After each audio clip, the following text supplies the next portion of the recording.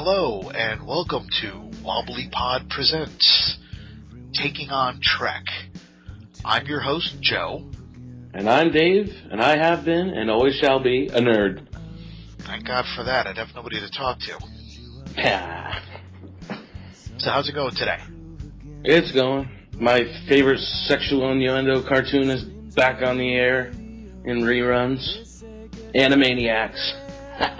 Oh, God, Animaniacs. I love that show. Yes. And the nurse isn't bad either. Okay. This is a second show that we are producing here from Wobbly Pod Productions. What we're going to be doing is we're going to be taking on every episode of the Star Trek franchise.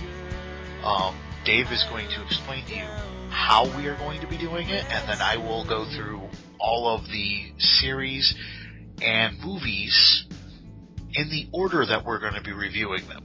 Dave, go ahead and start. Alrighty. This will be a bi-weekly show in succession to our Wobbly Podcast, and we will be reviewing two episodes of Star Trek per a podcast, which, unless they're movies, in which case we will be reviewing the movie or the two-part episode. Joe will explain to you what order and how we're going to be doing these series. Joe? Okay. The order that we're doing these in, plus, before I get into that, we will be adding in 2 fan series. So I will tell you that the order we're going to be doing these in are chronological, not at the time of airing, but at the time in the Star Trek timeline. I'm not going to break it down to the point where, hey, at the end of this series would be the Enterprise B launching and Kirk dying, and then we save the rest of Generations for the end of TNG. I'm not going to kill me or Dave looking into all of that. God damn it, temporal mechanics kills me. Exactly. But now the way this is going to go is we are going to start with Enterprise. So today's episode will be Broken Bow, parts 1 and 2, which was originally aired as a 2-hour movie. When we're done with Enterprise, we will be going into TOS, otherwise known as the original series. We will then be going into the animated series, which has, well, believe it or not, one of my favorite episodes during the course of that run. After that will be our first fan series, which is currently in production and does have episodes out. The series starts off as New Voyages and becomes Phase 2. People who are Trek fans will recognize Phase 2 as what was originally going to launch the Paramount Network before the motion picture came out. After that, we will be talking about the first 6 Star Trek movies. After that, there is a 7th movie. It is a fan film with original actors from the original series, DS9, Voyager, and Enterprise. It's called Of Gods and Men. Don't worry, folks, I'm confused too. This film will take place.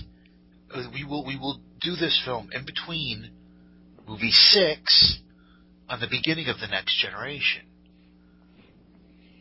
Then, obviously, as I've just stated, we will take on the whole of the Next Generation and DS9 where it falls in. The movies where it falls in to the DS9, Voyager, and then after Voyager, and all the successive movies of where they would be in the timeline. Yes, believe it or not, I have researched this. I am that sad and that lonely a human being. And can you believe it, ladies? This guy has a girlfriend and I don't. She's a fiancée, please. Thank you. And then we have, to top everything off, a second, I want to say series, but it's multiple series. A fan series, excuse me, called Hidden Frontier, which lead into Star Trek Odyssey and the Helena Chronicles. So this is going to be a pretty big challenge. I'm looking forward to doing this. I hope Dave is as well. He seems pretty keen on it. My brain explode. Okay, so we'll be doing this show by myself. I'm gonna need some Rattagino for this. Yeah, really. Which, hey, actually, before we get into it, you mentioned Rattagino. Do you want to give them your recipe for it real quick? Well, that's not my recipe, but I actually do not have that on me. But most of it's coming up. I actually came up with my own concoction for the most part. It was a mixture of allspice, unsweetened cocoa, instant coffee, sugar, and powdered creamer. And you add that either to water. I personally add that to more coffee. And hence, why I'm always jumping off the walls all the time. This. Oh. I don't have the exact measurements on me for the recipe. Well, maybe next time we can get the exact measurements and we can make it. We can have it while we're doing the show. Oh yes. Sound good? Okay, I can deal with that. Very cool. When Zefram Cochrane made his legendary warp flight 90 years ago and drew the attention of our new friends, the Vulcans, we realized that we weren't alone in the galaxy. Today, we are about to cross a new threshold. For nearly a century, we've waded ankle deep in the ocean of space. Now it's finally time to swim.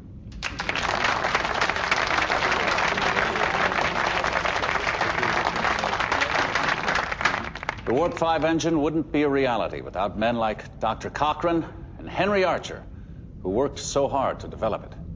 So it's only fitting that Henry's son, Jonathan Archer, will command the first starship powered by that engine.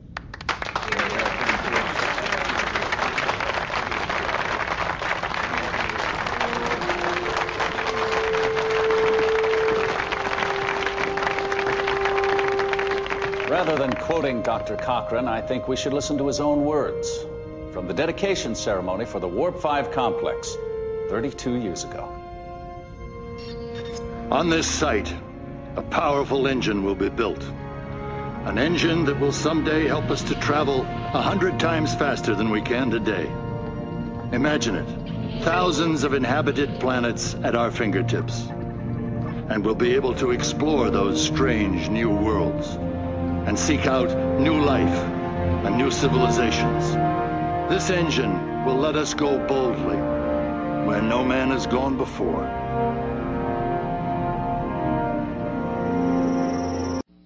Alrighty, folks, now we're going to be starting our show with Enterprise, Episode 1, Broken Bow, Part 1 and 2. First of all, for anybody who's never watched Trek before, this takes place before all of them, before Kirk, before anybody. So, that being said, keep an open mind. Yes, please.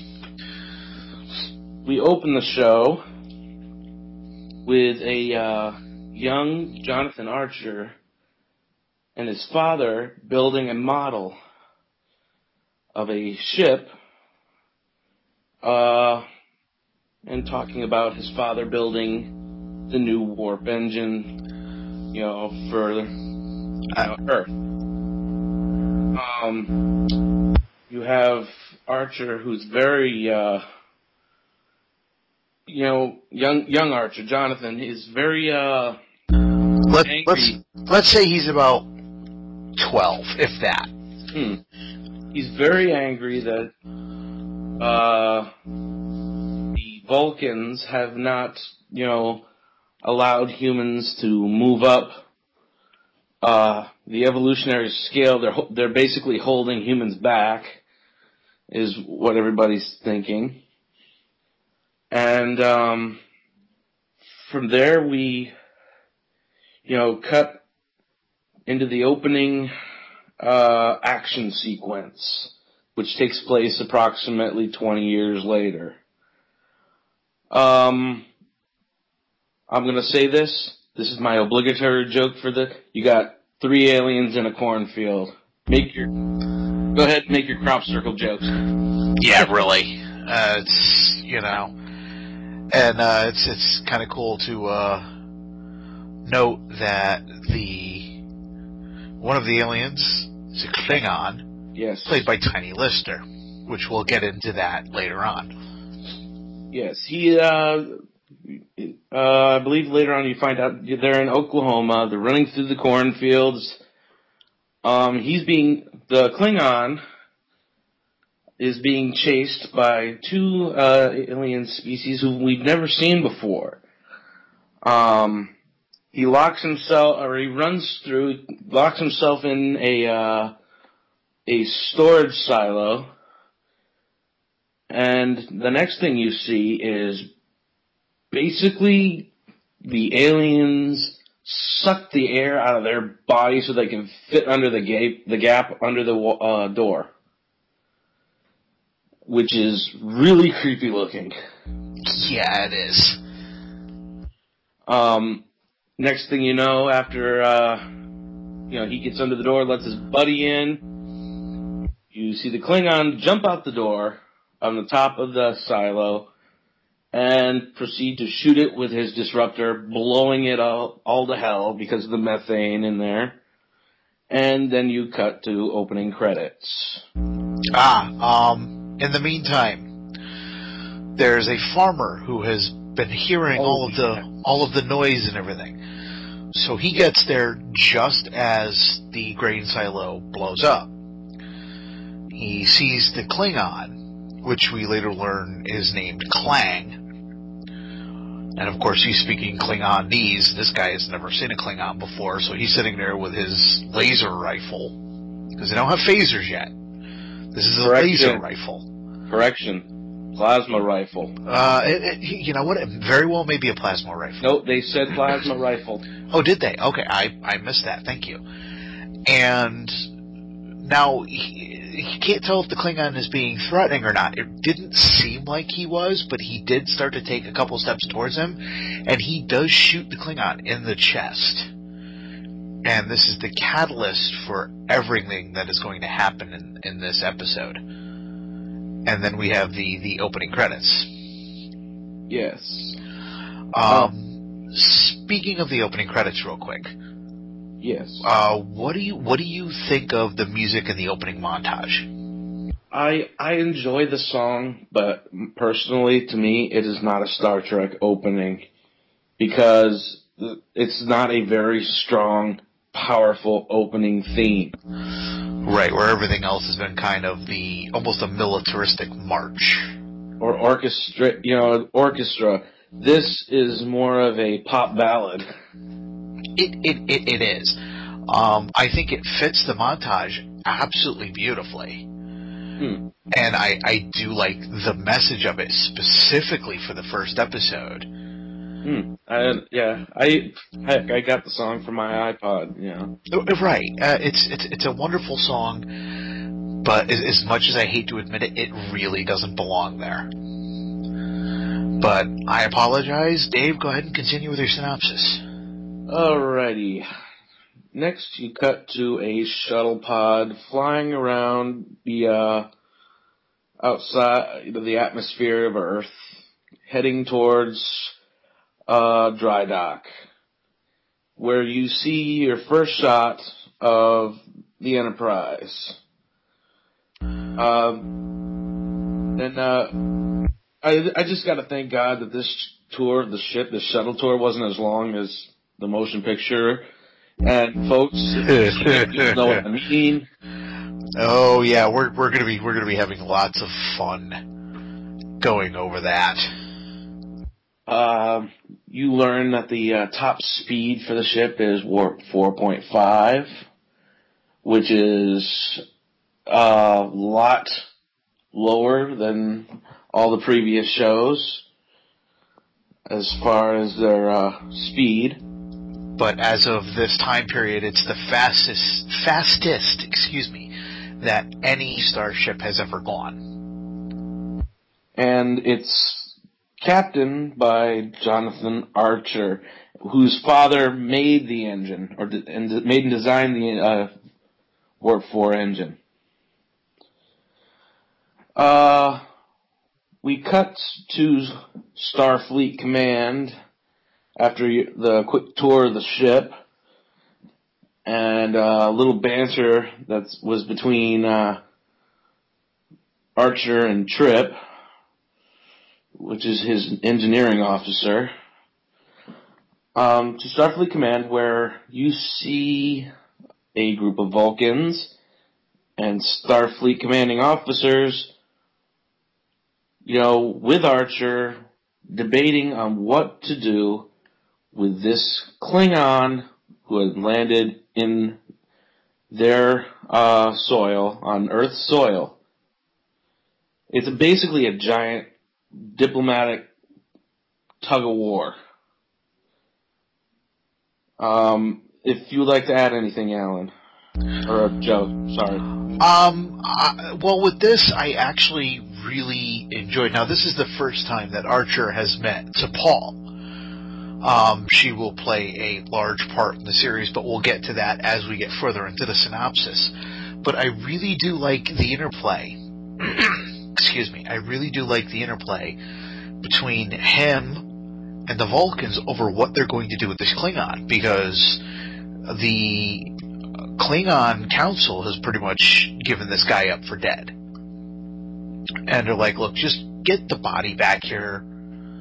The only reason we haven't attacked you is because the Vulcans have said, look, we will transport the body back to you. And this is when Archer gets, frankly, he just gets pissed off. Well, he catches wind that they're going to pull the plug. Exactly. They're going to let him die and just transport the body as is. Which isn't characteristic of Klingon tradition, with the other shows. If you, as we go along with other shows, we'll show what happens to near-death, hospitalized Klingons. Well, that's not... well, yes and no. We will see an episode much later on down the line in TNG. See, we're referencing shows that we're not even getting to for well over a year. But there is a TNG episode where Worf believes that he's not going to walk again. And I believe he is actually considering committing suicide and not facing the dishonor of being what he considers to be crippled. Yeah, ritual suicide. So. Alright. But. I'm sorry. We have Archer getting really pissed off at the Vulcans, and there's a lot of animosity between the humans and the Vulcans, and he says, you know what, my ship is, will be ready in 3 days, I'll bring Klang back to Kronos, which is the home world for the Klingons. And to the, I don't know, because I can't say it without putting an emotion on it, to the disdain, I'd almost say, of the Vulcans, his Archer's commanding officers, let him undertake the mission. Correct. They're going to be taking the Klingon Klang back to the planet, back to his homeworld, Kronos. I believe I just said that. Well, I wasn't sure if you said the planet name or not. Yes, I did. Okay, just making sure. You also meet what is going to be their future medical officer for the first time in this scene, Dr. Phlox. Who I love his character. I love Phlox too, but I just gotta ask, what the hell is he? In any other series, I'd never seen his type of alien. I don't know if we see any other of his species, but his species is Denobulan. Yes. Known for their multiple wives. Yes, and he is actually there as part of a exchange. A diplomatic medical exchange. So, and he's got some of the best stuff going on in this series. He's one of the best characters throughout the entire series, especially with that big ass of his. Yes. The deformed grin. I wouldn't call it deformed, but that's a little creepy. He does it once in this episode, and then I believe he does it towards the end of the series as well. I mean, his lip, line touches his eye almost. Yes. Moving on. Now we see Archer trying to get his crew together. He's got basically everybody all together except for one. Hoshi, she's going to be his xenolinguistics communications officer. She's the best person in the world, in the human world, that knows and can learn quickly alien languages. She's in South America. Archer comes up to her. She says no at first. I can't go with you. But then he plays a recording of Klingon language, and she basically nerdgasms right there. She's like, "Oh my god, what the hell is that?" You could see the excitement in her eyes. Yeah, it was actually kind of funny, because she said, no, I'm sorry, I'll be ready in 2 weeks. And he just kind of pulls out, looks at it like, then who's going to translate this? And he's just sitting there looking at it. My god. And she's looking at him like, you bastard. My god, it's Archer saying, "Excuse me while I whip this out." Exactly. And then she's just like, another language. Alright, so we cut to, after that, the Enterprise, and we now find out that the Vulcan Council has selected T'Pol to go on and be as an observer on this mission. Basically, quote-unquote, keep the humans out of trouble. Right, make sure that we don't screw this up. Also, she stated she doesn't want to be there. It was not her choice to be there. And her further proof that she hates being there is her heightened sense of smell that Vulcan females have. Yes, because Porthos, the captain's pet beagle, pops his head up to say hello. And she's sniffing, and she looks at the dog, and Porthos is like, "Bitch, please, you smell too." No, he's just sitting there looking at her, wagging his tail, going, "Hi, how are you? Want to be friends?" Which I don't get, because you got the originals. You go back to the animated series, even Spock had a pet when he was a kid. Right. But I'm pretty well, he was also male, though. They didn't show any of the females having pets, so we don't know how that works there. After this, you go to a big ceremony. After this scene, we go to a big ceremony featuring a video of Zefram Cochrane, basically giving out all the Star Trek oath we all know, to seek out new life and new civilizations, to boldly go where no one has gone before. those lines, which every Trekker out there knows. I also like the fact that Zefram Cochrane is played by the same actor who, when we cover First Contact, will play Zefram Cochrane there as well. I thought that was a nice little piece of continuity. Ooby dooby. Yes. Who wants tequila? I do. Oh boy. Anyways, moving on. We get our launch of the ship. Which also, I didn't bring this out before. We also got a couple of officers we didn't mention. Was Malcolm Reed, who is the security officer and weapons operator on the ship. And, oh my god, I forgot his name. Mayweather. Ensign Mayweather, yes. Who basically is the pilot. Navigations officer, correct. Navigation, pilot, both. Because there's only one console and not two. Right. You get the launch, and correct me if I'm wrong, this launch is what makes me miss the models. I think it was all CG.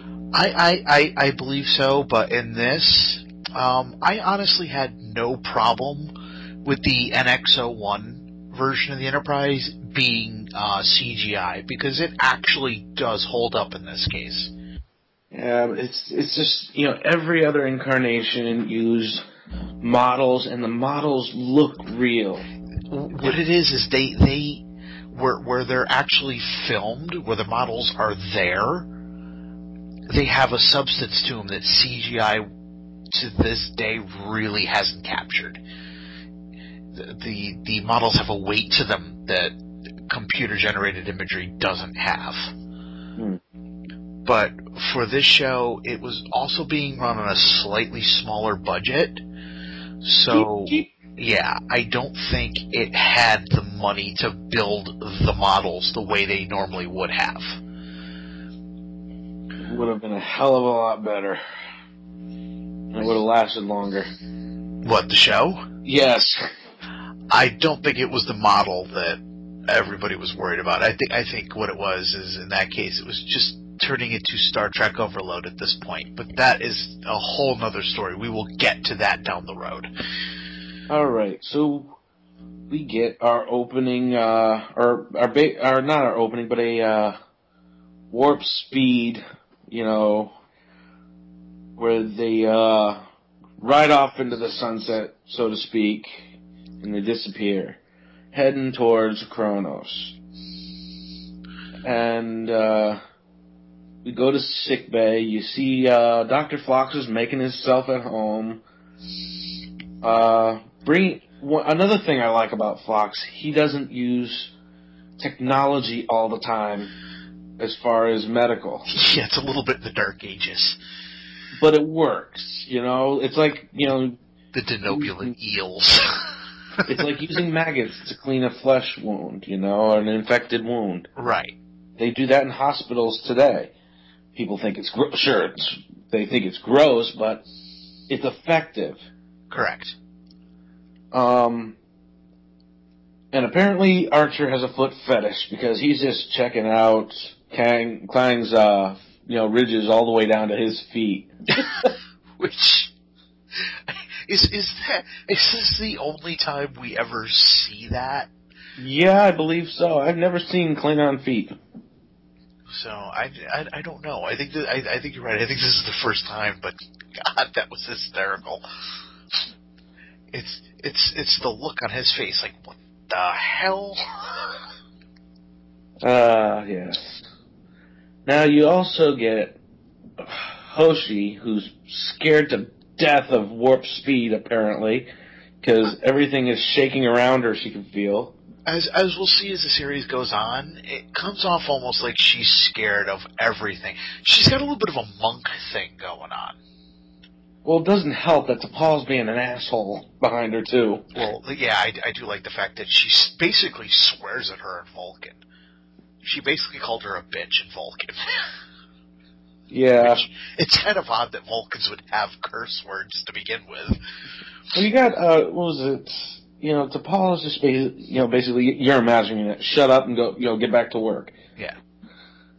But, alright, they're on their way, and you've got Hoshi and, Archer and Phlox trying to talk to Klang in his native tongue, which, to no avail, it doesn't help him at all because, he's basically unconscious and not in his right mind totally, so he's just spewing out, different words. Words like stinky boots. Yes. And I recognized Stovacor, so I knew he was saying something about the afterlife, so she says something about eating the afterlife.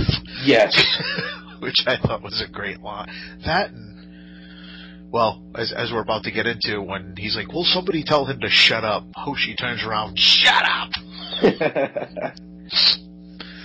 Alright, so while this is going down, while they're trying to communicate, all the power in the ship goes out.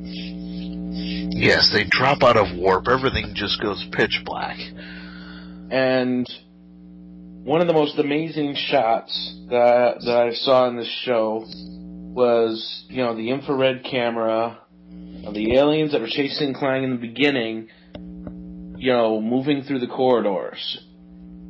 The shot, with the red lighting was really nice.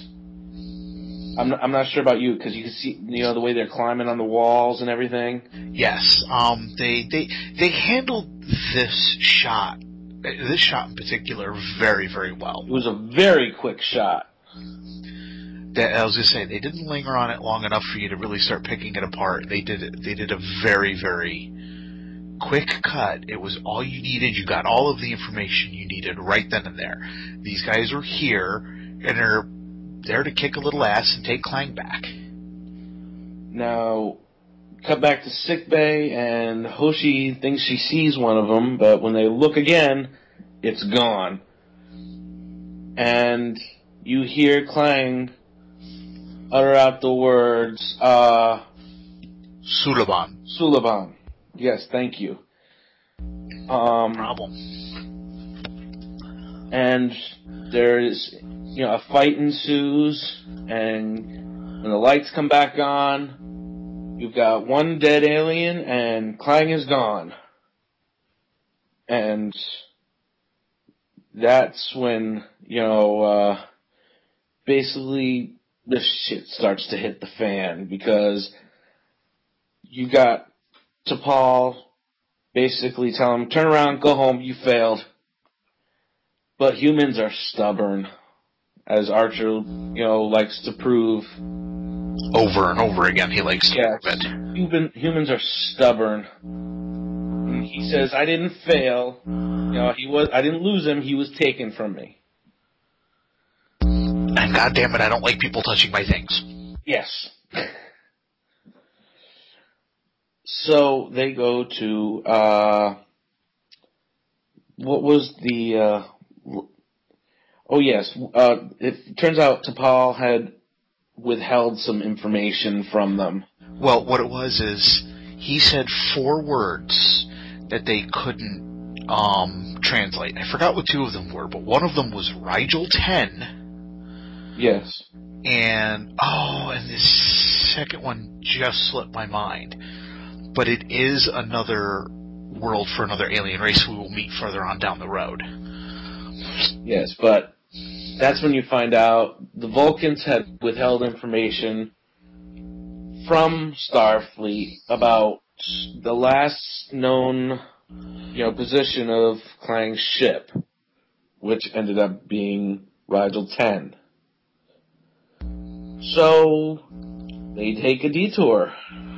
They head off to Rigel, which is their first intercultural experience. And boy, does Trip handle that one well. Not really. But we'll get to that in a minute. Since we don't have transporters, we have a transporter, but it's not designed for humans yet. Oh yeah, we never discussed that. Yeah, that was a quick scene in the beginning where they're, basically telling, it's been, being cleared for, biological, Right. In other words, it's been tested on humans, but as Mayweather said, I doubt Archer would even put his dog through this thing. So you've seen 2009 Star Trek movie, you will laugh your ass off at that. Yeah. Yeah. But we'll get to that many years from now. There was an exchange while they're boarding on that I really did like. And that's when T'Pol is letting them know, look, basically you guys are idiots. You're going to go down to this planet, you're going to shut the hell up and and just do what we need to do. And she's like, don't become personal with any of these people. Try not to talk to anybody because you're morons. This is how it's coming off. Yes. And then Trip looks at her and he looks at the captain and he says, next she'll be telling us not to drink the water. And Archer almost laughs right behind her back when he says that. And she's like, no, you've been cleared for the food and water here, but just completely missing the joke. Yes. All right. So they land, and their first bit of alien culture is interspecies erotica. They land. They go to basically a strip club. Well, Malcolm and Mayweather does. Malcolm and Mayweather end up at a strip club that also doubles as a prostitution ring. Yes. Because the guy asked him, I can get you one of them. Yeah, somewhat naked-looking female-type things with long tongues that eat butterflies. Check, please. I really don't know what else to say. And I'll be in my bunk. You're both sitting there trying to figure out whether it was hot or not. Hot. You think so? Yes. Okay. Meanwhile, you've got Trip and T'Pol together. Right. She's gathering information on where Klang had been previously. And you see Trip acting very weird, or very protective of a child that he sees that's having a hard time breathing, but he doesn't know what's going on. So he's making a quick snap decision, thinking the mother's hurting the kid. Right. When she's actually weaning him off of methane. Yes. Because the kid breathes methane like a grunt on Halo. Yeah, she's trying to keep him out of the battles. But in the meantime, you've got Hoshi and Captain Archer somewhere in what looks almost like the basement, pretty much. Yes, where they find a restaurant with live food, which is Klingons love live food. Really? Yes. I didn't see this scene. You did not see the scene. No. T'Pol had radioed Archer and told him that Klingons like to hang out down below where there's this restaurant that serves what she perceived as live food. So Gok, in other words. Yes, because when they went down there, they saw two Klingons. They tried to get their attention, but they walked off. Right, that part I remember. I don't remember them walking into a restaurant. They didn't walk into a restaurant. Oh, okay. They said there was one down there. Oh. That served live food. That's where the Klingons usually hang out. Okay. I'm sorry. I thought there was maybe a deleted scene that you saw that I hadn't. And here's where it hits the fan. You see, basically everybody gets captured by the Suliban. Yes. They see the Klingons, they start walking down, and then it was, 4 or 5 Suliban? Yeah. Surround them, grab them, and... But here's the thing. These are good Suliban, which we'll find out in a few minutes. Everybody is taken to a holding cell, except for Archer. Archer gets to meet with their leader. I forgot her name. I sadly don't remember it either, and if I look it up, it'll probably slow down my connection to the point where we will lose a Skype. Do me a favor, continue the scene for me. I'll look up her name. Okay, well, what they've done is they've taken Trip, T'Pol, and Hoshi, because by this point, Mayweather and Malcolm have gone back to the shuttle. Got the 3 of them basically in a brig.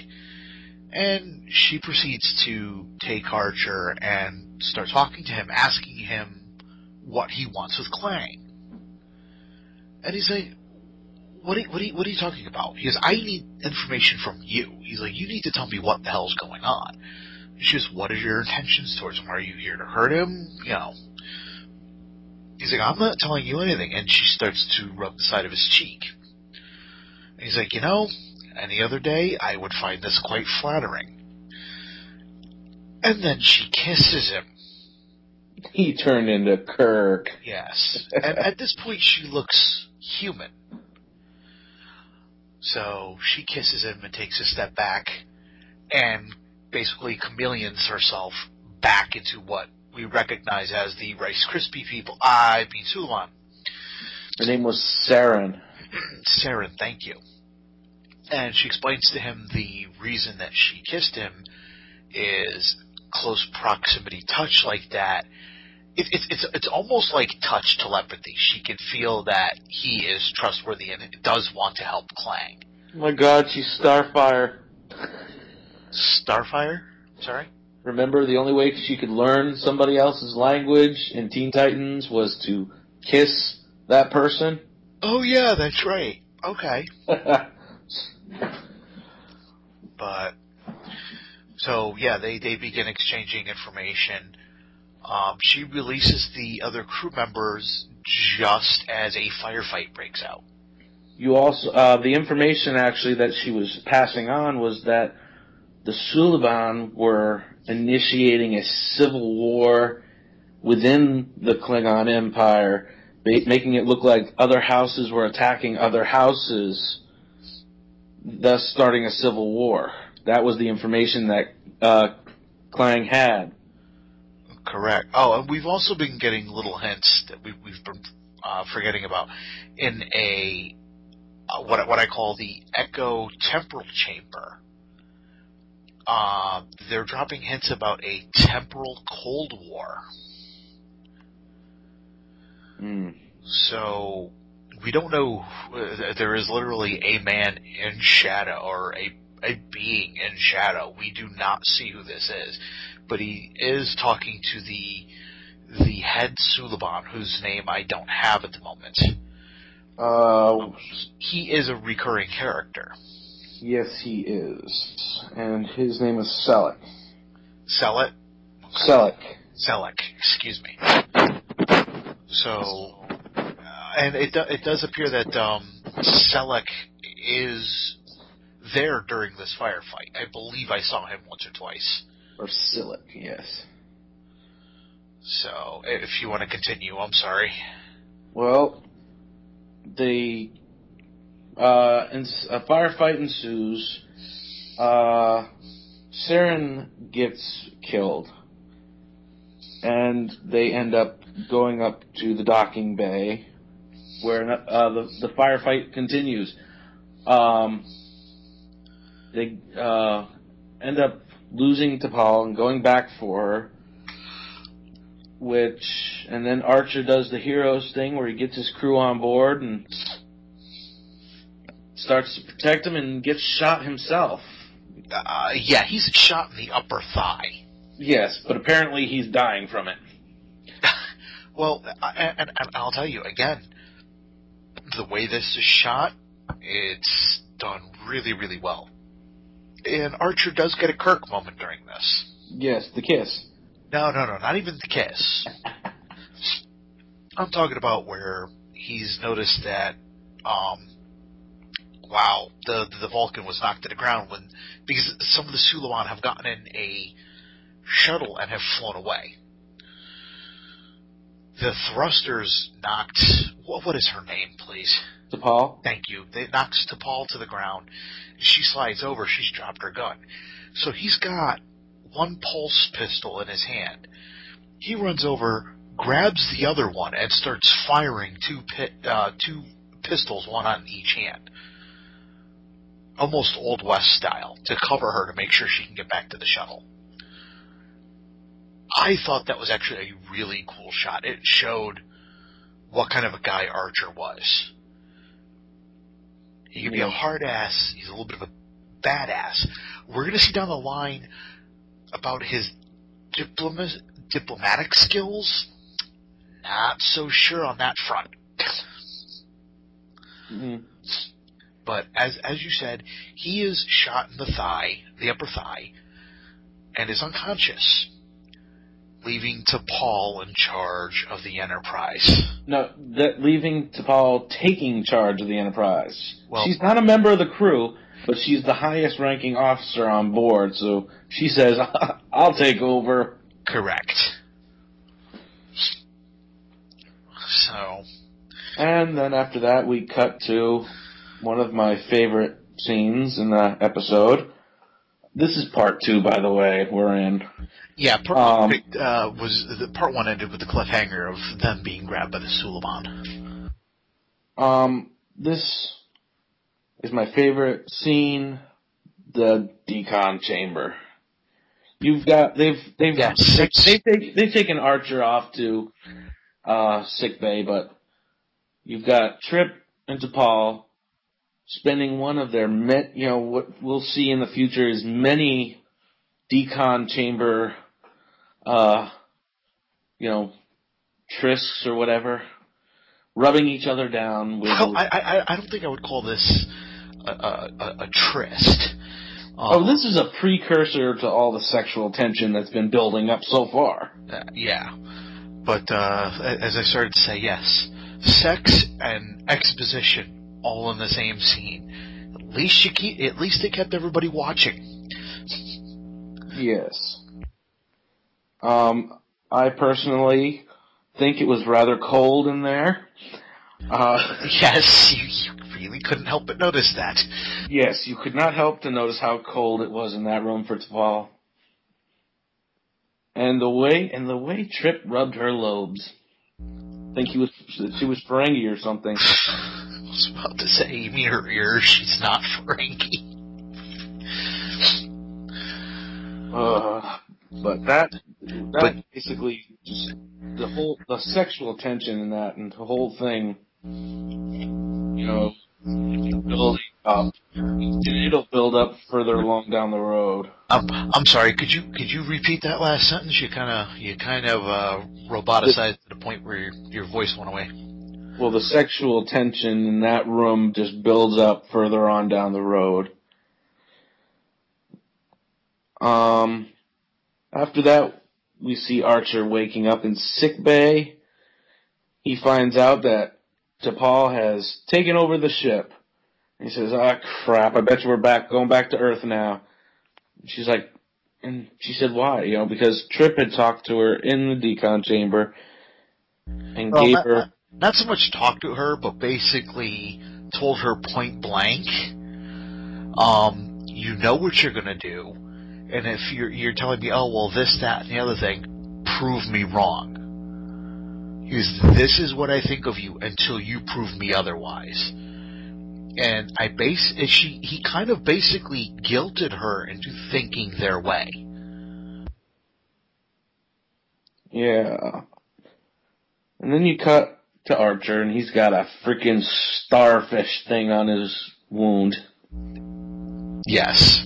Hence, like I brought up before, you got Dr. Phlox using different remedies other than technology on the ship. You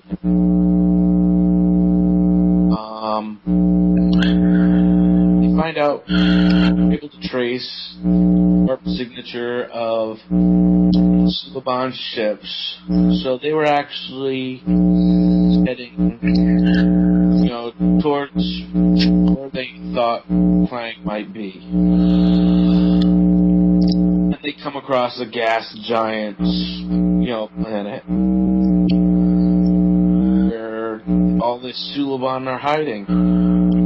It's actually a very good place to hide. Right, and when they finally get into the atmosphere, quote unquote, liquid atmosphere. The liquid atmosphere. Well, first of all, before we do that, we should backtrack just a little bit, because what they did is they're trying to figure out how they're going to follow them. Their sensors are basically extremely weak, as DePaul puts it. Children play with them on her planet. Yeah, they play with more powerful stuff on her planet. And Trip looks at her and he says, everybody back home says that the Vulcans have done nothing but hold us back. But if they could see how much you're bending over backwards right now, they would all start thinking differently. So she goes and, she basically upgrades their sensors so that they can follow the warp trail, hence them going to the Suliban planet. And they find all of these different warp trails degraded to different lengths or different amounts. And when they come across where that ends up, they finally realize that it's not just one ship. It's multiple ships held together magnetically on one platform. Correct. You see, I don't know if this was earlier or not, you got Clang being tortured by the Suliban. I think this was actually earlier. Yes, it was. Sorry we're jumping around just a little bit here. Some of this stuff doesn't have to be talked about in order, but we should try and keep it in as much order as we can from here on out. This earlier torture scene actually lets us know that any information that Kang is holding, he doesn't know a thing, because they drugged him to the point where basically, like sodium pentothal, he should be telling them the truth, but he doesn't know. And we'll find out why towards the end of the episode. Now, there's only one way to get close enough. They keep getting attacked by the ships if they get too close to the main platform. So, Captain Archer decides to go fishing. The liquid atmosphere, let's go fishing. He sends a grappling hook out and captures one of the ships. Yes. The grapplers. The reason they have these is because at this point they don't yet have the tractor beam. I've heard that complaint a couple times. Well, why don't they have a tractor beam? This takes place almost 100 years before TOS. They're still creating this technology. A lot of this is still very, very new. Yeah, it's the 22nd century. Exactly. It's only about 100 years from now. Yeah. God damn it, 2 more years and we haven't had hoverboards yet either. Yeah, I'm still waiting for the eugenic wars that happened in 1999. All right. So they capture a ship, and you got Archer and Trip. Get to fly that ship in there. Meanwhile, Trip gets a quick lesson on how to fly this alien ship. From Mayweather. So they fly in, and actually, I forget to say that they introduced 2 new weapons. Phase pistols. Yes. You had mentioned before that they had, the other pistols. These ones are phase pistols, with only 2 settings. Right. Stun and kill. We've seen the plasma rifle and we've seen the pulse pistols. These are the phase pistols. These are one step down from the phasers that everybody from Kirk all the way up through the end of our current the current series just before J.J. Abrams took over. I do like the phase pistols. I like the fact that they made them bulky. You know, kind of like the original cell phone was huge. And, you know, you see later on other, chronologically future episodes, they get smaller. Yes. And then 24th century, they get bigger again. Yeah, because they have the phaser rifles and everything down the line, which we'll see the Mako using the phaser rifles later on. You also get Malcolm, you know, since he's a security expert and a demo expert, creates basically a magnetic bomb. It was like an EMP that would disrupt all the magnets that are holding the ships together. As well as make sure that they can open the doors that they need to be able to get in and out. Not so much the getting in as the getting out, but, you know. Now we get to see Trip's legendary flying skills again. Oh yeah, did you mention what he did at the beginning? I thought we'd mention that in our, later on. Okay. But, you know, yeah, Trip can't fly for shit. Yeah, he drives about as well as Deanna Troy. Oh, dude, that's cruel. That was I made. Hey, dude, he when at the beginning of the episode when he's giving Archer the tour and they're looking at the last little bits that need to be finished on the Enterprise, he bumps the hull of the Enterprise. Here, he bumps one of the Suliban ship. And all I could think of was if it was any bigger, he'd be crashing into a planet. Hey, Deanna didn't crash. She landed. Oh, is that what you'd call that? Yes. Either way, take her driver's license away, because she didn't land very well. Alright, so they break into the Suliban facility, and a few twists and turns in the corridors, and one shot later, I think they shot one Suliban on the way to get Klang. Yes, when they get out of their stolen shuttle, because one of the guards happened to come around and he shoots him and he goes, well, stun works. Oh wait, I had that set to kill. Oopsie. So they find Klang, and Klang is so grateful that he goes, wah, wah, wah, wah, wah. Yes, he actually barks like a dog. I'm sure that somewhere is actually a Klingon word, but he sounded like one of the Chihuahuas that's downstairs. Yeah, you know what? It didn't sound like Klingon to me the way he was speaking. It was just a lot of wah, wah, wah, wah. Yes. And believe it or not, people, if you're not really a Trek fan, there is a Klingon language that has been made by fans. Oh, please, somebody has taken all of the works of Shakespeare and translated it into Klingon. Or better yet, I'm not making this up, people have translated the James King Bible into Klingon. So there are people who go to church and pray on Klingonese. I think this is absolutely hysterical. But anyway, I'm sorry we got way off topic. So they get Klang out, and his first reaction, he doesn't know what's going on around him. He's pushing and shoving Trip. Then Archer points the pistol at him and says, yeah, we're the good guys, which I don't see that working. Myself. Well, you got a pistol pointed at you. You know what? You're going to listen to that guy, Klingon or anybody else. They get into a firefight on the way back to the ship, in which Klein saves Trip's life. Suliban comes up behind Trip, and Klein beats the hell out of him. He basically broke his neck. Which is hard to do to do to a Suliban. If you've seen the way they stretch and turn and everything. Well, you know what their skin reminds me of? I have to go off on this tangent real quick. I mentioned the Rice Krispie joke before. Did you ever get that?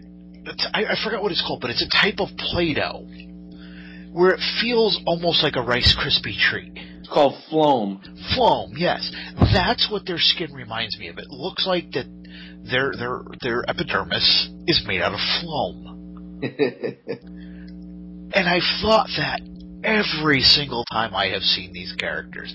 It's not like it distracts me or takes me out of the story, but the next time you watch it, just really take a look at that for a second. It looks like green and brown Floam. Hey, Floam face. Yeah, there you go. Anyway, I'm sorry. I just had to get that out. No problem. Again, we have, Captain Archer doing the heroic thing. Get off the ship. Come back for me. I'll hold him off. Being a hero sucks. Yeah, well, the line is, it's like, stay away from the Suliban so we can read your biosignatures. Trust me, that's what I plan on doing. Meanwhile, the Enterprise is being attacked by basically mines up in, while they're hiding in the atmosphere from the rest of the Suliban. The magnet has gone off. All the ships are detaching. Everything's going to hell. Yes, they've actually had to move their position. So now that Trip and Klang are up there, they're where the Enterprise was. They don't know where the Enterprise is. The Enterprise doesn't know where they are. And then Hoshi's like, everybody shut up. Listens to her earpiece for a second. And she's getting just enough of a signal from Trip that she is able to make it out. Nobody else can. She's able to... Actually, it was more than a signal. It was he actually said he was igniting his exhaust so they could find him. Exactly. And meanwhile, while they're going to pick up Trip, we get Archer walking into the temporal chamber. You forgot one thing. Oh, did I? T'Pol says thank you in Vulcan to Hoshi. Oh, yes, that's right. Kind of a little bit of a softening up, realizing that she's been kind of a bitch towards Hoshi this whole time. It's her 7th year of the month. Yeah, it's her 7th year of the month? Yes. Every 7 years she has her period. Jesus. No, that's not for a couple episodes or a couple seasons yet. But anyway, I apologize. Go ahead. Well, Archer makes his way to the temporal chamber, which is, you know what? He stops to have a little bit of fun in there because it's weird. He moves his hand one way and his hand's still here, and it's just the delayed reaction. It's an echo effect. Yeah, there's an echo effect with the movement, and he's having a little bit of fun with it. I don't know if I'd call it having fun. It looked almost like he's like, did I don't remember dropping acid. Did I get hit in the head? Do I have a concussion? What the hell? And then even the sounds are echoing. So it's like when he shuts the tricorder, you hear it beep 3 or 4 times, and it just gets lower pitch every time. And then when he double checks the pack and the phase pistol, you hear it click 3 or 4 times. All right, now while he's in there, he gets freaked out because the door opens and the door closes by itself. If we haven't pointed this out before, we have also shown that the Suliban have excellent camouflage abilities. That they do. They can. It's like they're not even there. So, you could be looking right in their face and you wouldn't see them. yeah, they can.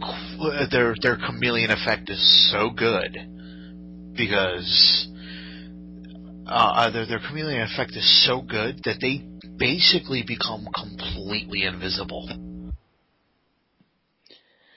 Now, you hear talking in the background, which is Silik talking to Archer, telling him about this temporal war that's been going on. Which is the first, I don't know about you, but the first episode, time travel, that always fucks with my brain. Oh, get used to it. We're gonna get quite a bit of it in this series. Oh yes, like we didn't have enough in the other series. Yeah, but it's kind of a major plot point throughout this show, though. Yes. A fight ensues between Silik and Archer. If you see them wrestling around, throwing hands, both of them trying to reach for the phase pistol that Archer has dropped, and does the creepiest thing.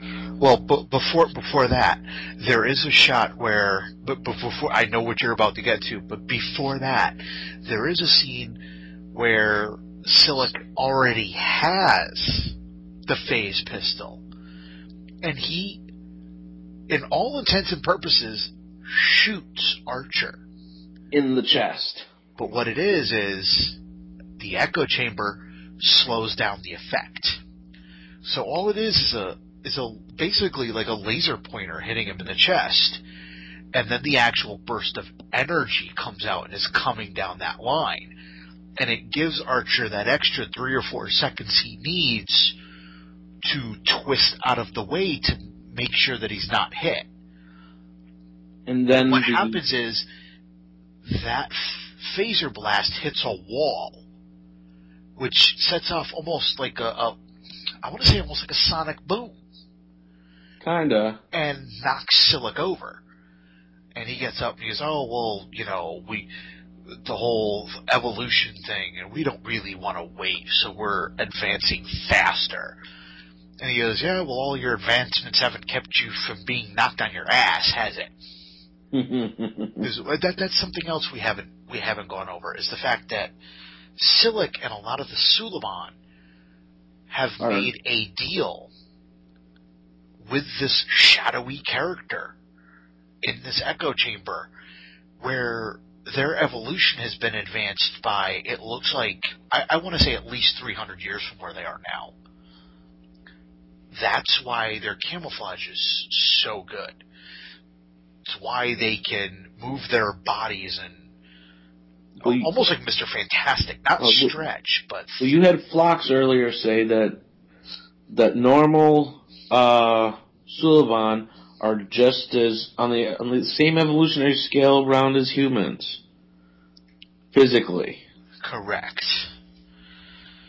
So where the evolution is advanced, they could see things that the Enterprise sensors would completely miss. So I apologize. I just wanted to get that in there because that where that does happen, Archer is technically shot. Thankfully, it doesn't do any damage because he's able to get out of the way of the blast itself. But he did have the gun and then gets knocked on his ass again, and that's when they're fighting for the gun. So that's where we're picking up where they're fighting with the gun for the gun, and you see Silik reaching for it. He can't reach it, but proceeds to turn his entire wrist around as if it was like Blair, Linda Blair or something. It's creepy. And in the meantime, while this fight is going on, Trip is having an argument with T'Pol about going back and getting Archer. And he's telling her, he says, look, his last order was for us to come and get his ass. And she says, you do realize that he probably said that so you would leave because he knows how stubborn you are. And you know what? I actually side with T'Pol on that one. I'm sure if they could, Archer wants him to come and get them. At the same time, I'd buy that. Between him and 200 members of the crew, you're going to save that 200 members of the crew.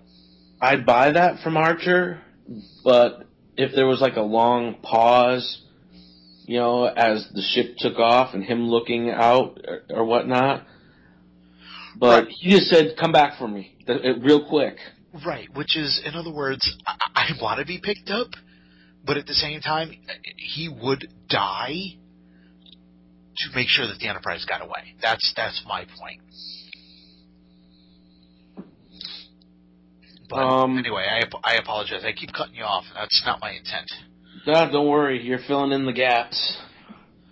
You know, my memory's slightly shot. we're recording this close after midnight. Yeah, so. It's well after midnight at this point. It's almost 12:30. And Silik, he gets the phase pistol. He fires and shoots it. We've gone to Plan B. We got T'Pol is coming back for the captain, and phase cannons firing. Yes, phase cannons firing. They are going in, guns a-blazing. And, again, you have Silik fire the phase pistol as the, what do you call it? The transporter?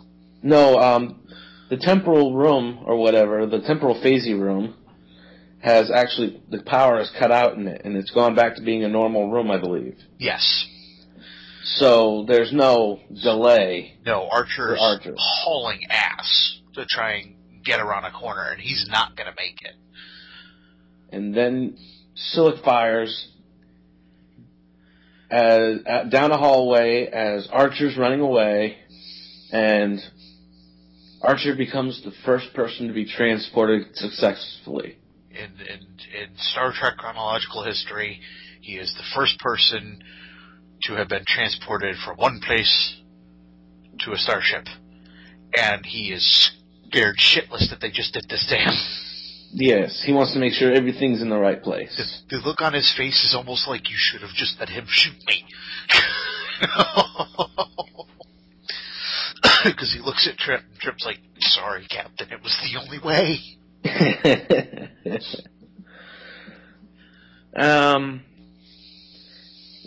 Well, you've got your then we end up on Kronos. They've got Klang, and they brought him back to Kronos, and this is where we come to the reason why he didn't know anything about anything when they were questioning him. The message that he was bringing to the Klingon Empire about, you know, the Suliban affecting, you know, Klingon, you know, civil matters is in his DNA. Yes, he had encoded DNA information, which he didn't even realize, apparently. Because when he got there, he told the head of the council, I'm prepared to die. Basically, he was admitting to having failed his mission. They get the information, and there's a bit of a tense moment between the leader of the High Council and Archer, where the High Council leader puts a knife up to Archer's throat. And Archer's just, you're welcome. He says, I'll take that as a thank you. Oh, she says, I don't think they have a word for thank you. Then what did he say? You don't want to know. I think you should do the synopsis from now on. You're doing it word for word. You know what? I just remember bits and pieces of the lines. Then you end up getting Archer on the ship. He's saying, no, I received a message from Starfleet. We don't have to go back right now. We can keep going on our mission to seek out new life and civilizations. He also approaches T'Pol. He's a science officer. And it wouldn't look right if... I'm losing you. Give me 1 second here. You still there? Yes. Oh, okay, there you go. He's too proud, or it wouldn't look right at him asking for, a Vulcan science officer. So he has T'Pol put in for her own transfer to stay on the ship. Am I missing anything? No, that's pretty much it. And after that, they set a course to another planet. Yeah, another M-class planet. Pretty standard. Well, they explain the type atmosphere. I'm not sure if it's an M-class planet because Hoshi... Actually, they said it was an M-class planet, but it's non-humanoid. Non-humanoid. Okay. Which means it has more than 2 legs. Yes. Or less than 2. So, of course, we'll never see them because they don't have that kind of a budget. Until they're born. But, and the Enterprise, NX-01, goes into warp, and we have our closing credits. So, Thoughts? I was gonna say, overall, for a first episode, what do you think? As far as character introduction, it was alright. But the overall story was kind of generic for a 2-hour season premiere, or series premiere. Well, I think this one was set up. You've got to keep in mind that this series originally wasn't called Star Trek Enterprise. It was originally just called Enterprise. They had dropped the Star Trek. What they were going for was a bit of a younger crowd. Yes. Well, like I said, this is just my opinion that as a story, the story itself to me was lacking. It was, alright, we're going to transport a body, we're going to find the body, we're going to, they never explain why the Suliban really want to cause turmoil in the Klingon Empire. Correct. It's just a plot device. Right, but it's there to set up everything that's going to come down the road. And I think it was, personally for me, I think it was an excellent introduction to the characters. Everybody got their moment. Everybody had, not necessarily a hero moment, but everybody had time to sit and talk with somebody else, and it felt like they were having conversations. They weren't just spouting at each other. Well, there were only 2 people with the most backstory in the whole episode, and that was Archer and, what's his name? Mayweather. I was to say, yeah, but you get everybody's backstory as we go, but they pretty much nailed down everybody's personality from the get-go. You got the Southern Charmer, you got the British tactician, you got Mayweather, who is used to the cargo ships and is used to being a little more lax. You got Archer, who can be a diplomat, but is more of a hard ass. Yeah, and T'Pol is, I think she's one of the best realized Vulcans we've had. Specific things I like, Hoshi. I like Hoshi, but Hoshi can be really annoying on occasion. I really hate to say that. Because it's like, there's an episode coming up where she's like, I need to switch quarters. The captain's like, why? The stars are going the wrong way. She needs the stars on a specific site just to be able to relax. Yeah, she's a bit bitchy. No, I wouldn't say bitchy. Because, like I said, she's almost, what I meant by the monk comment before, she's a little OCD. Things have to be kind of a specific way or she's not quite comfortable with them. Yeah, which, even, Bones had his quirks, but he was not that annoying. Right. I got a couple of notes here that we didn't go over. I got a couple of notes myself that I was just giving the quick synopsis. So, Oh, that was how quick. about you? I'm kidding. Say again? I said that was quick. I'm kidding. So, no, we pretty much did what I wanted to do for the movies. We kind of did a beat by beat. We have some stuff that's left over, but that's okay. We can go over that now, you know?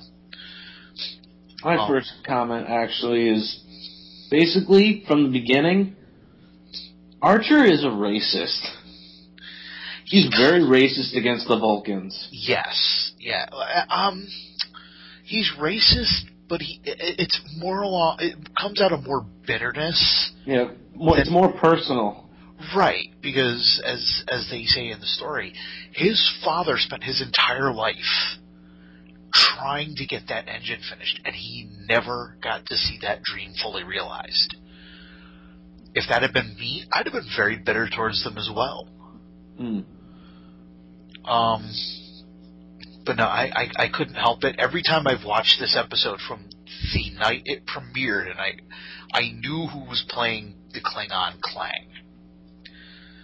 And that's Tiny Lister. The second he gets shot, every time, all I hear is Chris Tucker in the back of my head. You got knocked out. Fuck out.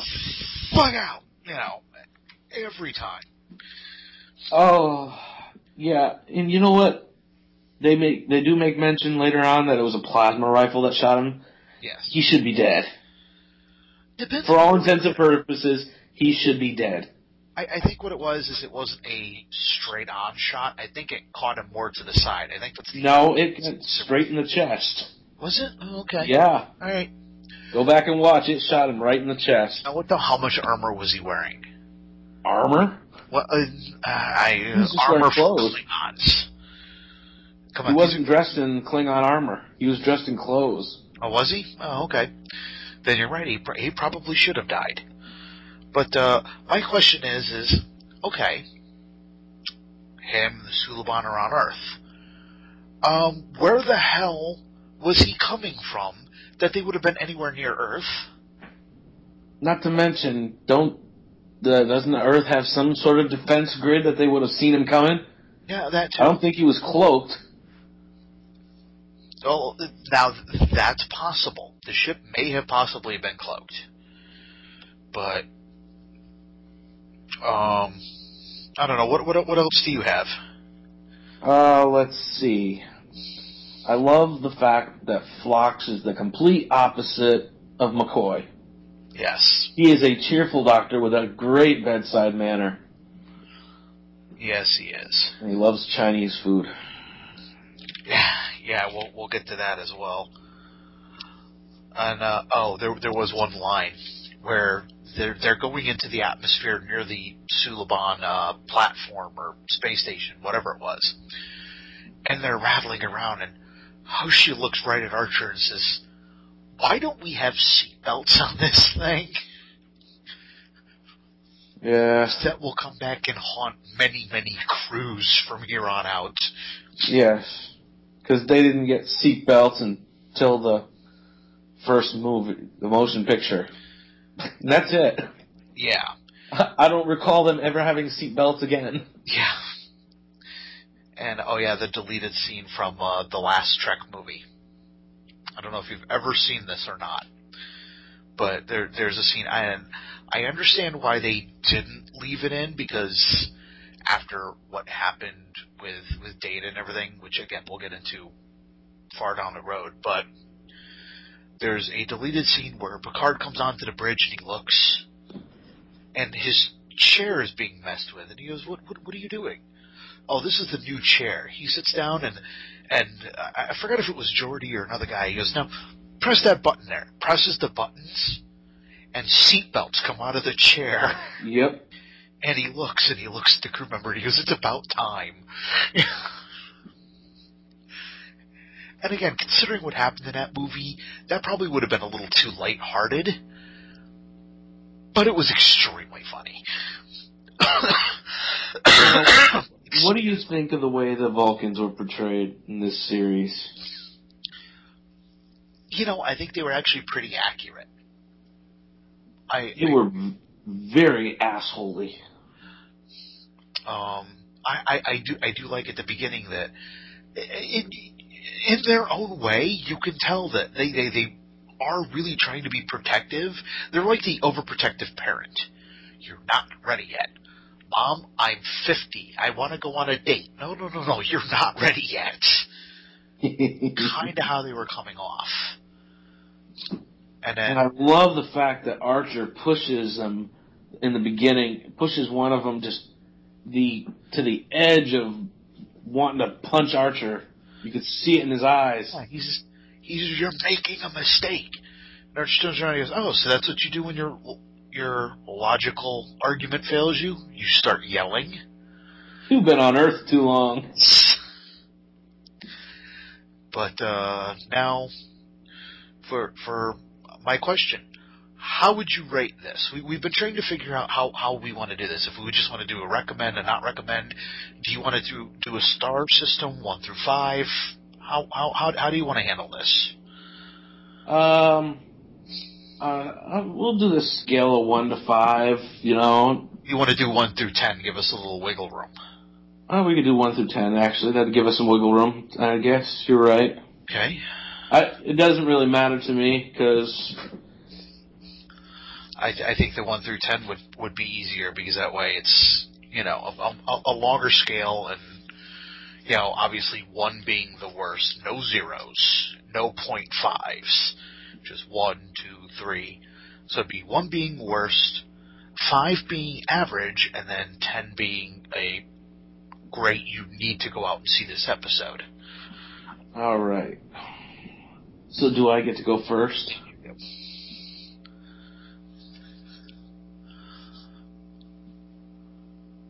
Do I get to go first? Yes, you do. Oh, yay.